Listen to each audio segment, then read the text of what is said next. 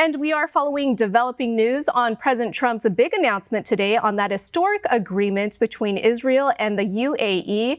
And I do want to bring in White House Press Secretary Kayleigh McEnany with more. Hi there, Kayleigh. Thanks so much for joining me for this hour. Good to join you. Thanks.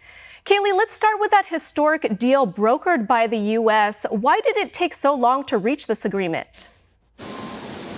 Yeah, it's a really great question. Well, when you look at the past administration, Obama-Biden, it was a much different way of approaching the world. They approached our enemies. They made deals with our enemies. They gave Iran tons of cash. And that's not what this president did. He said that's fundamentally irresponsible. I'm tearing up that agreement. He's treated our adversaries like our adversaries and our friends like our friends, which is why he's worked closely with Israel, worked with the UAE, got a historic, and I can't underscore that enough, historic agreement like it hasn't been seen in 25 years. This is the closest we've been to Middle East peace in 25 years, and the third time ever in history we've had a deal like this because of the great deal maker, President Trump.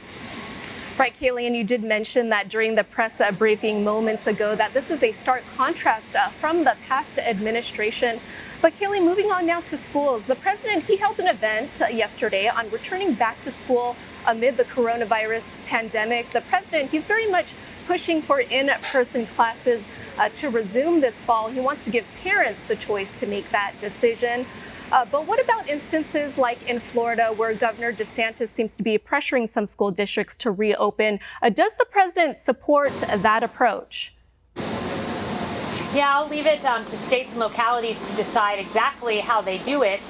But the president very strongly, and Governor DeSantis agrees as well, strongly supports our schools reopening. We know 1 in 5 child abuse cases are identified in schools. We know some students depend on schools for school lunches, for example. And we also know that when you look at the rest of the Western world, most countries have been able to safely reopen their schools. And I believe if other countries can do it, so too can the United States of America, and give parents that choice. Right, Kayleigh, and a lot of schools already kickstarting their fall academic year. Kayleigh, when can Americans expect to start to see some of the benefits roll in from the recent executive orders the president signed? Because economic advisor Larry Kudlow said in an interview that Americans can expect the checks in about 2 weeks. Yes, so soon. As Secretary Mnuchin said, in the next few weeks, those unemployment insurance benefits from the federal government, only made possible by President Trump, should be able to come out. And I can share this exclusively with OAN, that we do have several applications from states for those unemployment insurance benefits, and several of them should be approved as soon as today. So that's some new information there, and it just goes to show the rapidity with which we are working to make sure the American people get relief. President Trump has made this possible.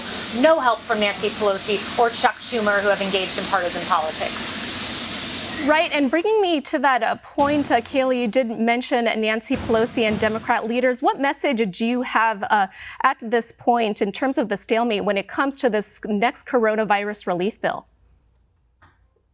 Yeah, the message I have is this: stop engaging in partisan politics and actually work for the American people, Nancy Pelosi and Chuck Schumer. When you look at several things that have happened, they asked for $100 billion in school funding. We said we'll give you $105 billion, more than you asked for. They said, never mind, that's not enough.